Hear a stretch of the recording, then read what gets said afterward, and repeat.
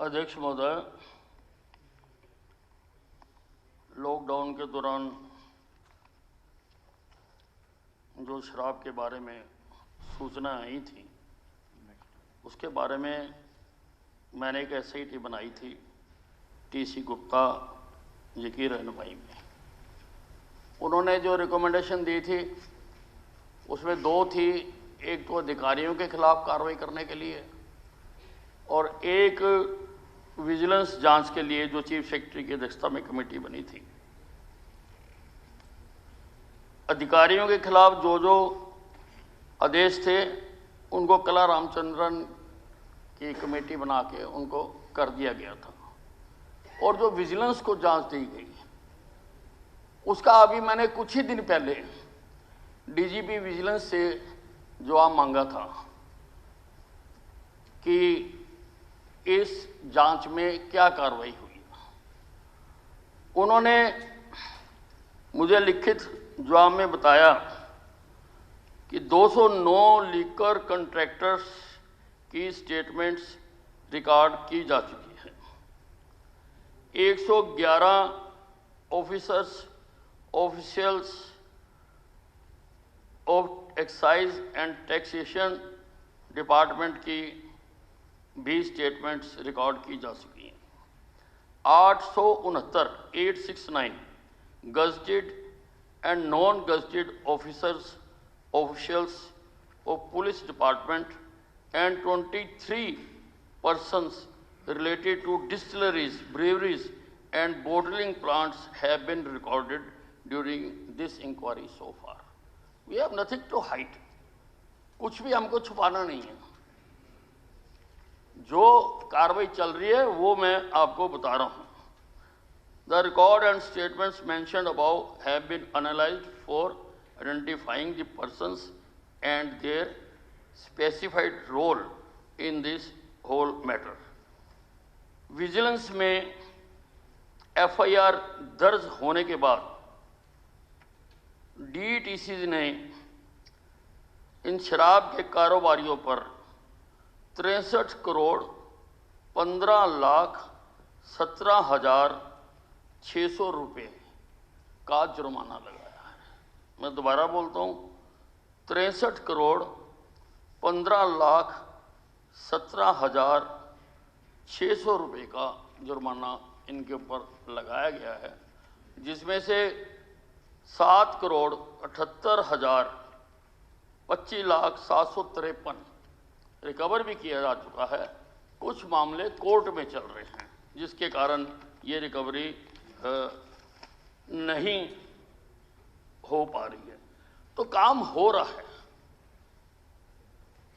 Inquiry चल रही है और जब भी फाइनल हमने कहा है कि जल्दी से जल्दी आप इसका हमें करके दें, तो जैसे ही आएगा, कम से कम मैं तो किसी को बख्शता नहीं हूं। इस बारे में मैं बदनाम हूं, मैं तो बख्शता नहीं हूं किसी को, मैं तो किसी को छोड़ता नहीं हूं।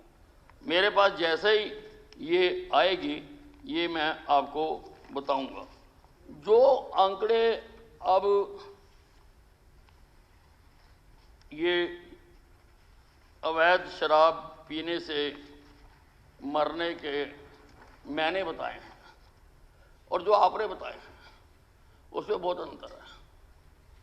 मैं इसकी जांच कराऊंगा और जो उसकी स्थिति होगी या जिसने भी ये गलत आंकड़े यहाँ पेश किए होंगे उसकी कार्रवाई करके पत्र द्वारा सभी विधायकों को अवगत कराऊंगा, सारों को बताऊंगा। मुझे आपने बताया तो एकदम मैं ऑन द स्पॉट नहीं बता सकता हूँ कि जो आंकड़े वहाँ दिए किस अधिकारी ने दिए और जो अब हैं आंकड़े इनमें क्या अंतर है, उसकी मैं पूरी ये जो जांच है उसकी करके बताऊंगा, क्योंकि आंकड़ों में बहुत ज़्यादा फर्क है। आप 500 के करीब कह रहे हैं और मेरे पास जो रिपोर्ट है वो 36 की है। मैं इसको करा के सभी विधायकों को अवगत करा दूंगा।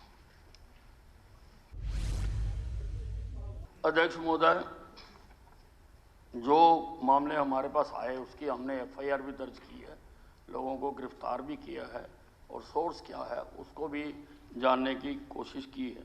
ये जो आपने ज़्यादा हाईलाइट किया कि 4 अभी जो मारे गए, 3 सोनीपत में और 1 पानीपत में। इसकी भी इन्वेस्टिगेशन हो चुकी है। ये जो 3 व्यक्ति मरे, अजय, सुनील एंड सुरेंदर, ये 3 व्यक्तियों की डेथ हुई है। ये तीनों पानीपत शुगर मिल में काम करते थे और शुगर मिल में लेबोरेटरी में टेस्ट करने के लिए मिथाइल अल्कोहल आता है। देखने में तो मिथाइल एंड इथाइल अल्कोहल दोनों एक तरह के लगते हैं, लेकिन एक जानलेवा है, मिथाइल जानलेवा है, और इथाइल तो शराब में यूज होता ही है। अब वहां पर उन्होंने शराब के उसमें उसको तीनों को पिया, उसका हमने टेस्ट करा लिया, उन तीनों की डेथ हुई। और जो मिथाइल अल्कोहल केमिकल उसको हमने चेक करा लिया, तो उसका जो है वो हमने आपको बताया।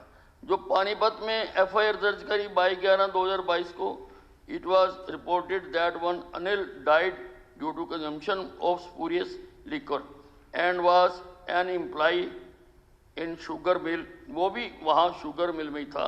This case is being investigated further. इसमें किसी की लापरवाही तो है ना, वो लोग उस लैब तक पहुंचे हैं, जिनका इसमें नाम आया था, they have been arrested and further investigation is going on. ये मिथाइल का अभी 2-3 दिन पहले ही हमारे पास लैब से आया टेस्ट, हम कर रहे हैं कार्रवाई। हाँ जी नीरज जी, हो गया मेरा ख्याल, हो गया, जवाब दे दिया मंत्री जी ने।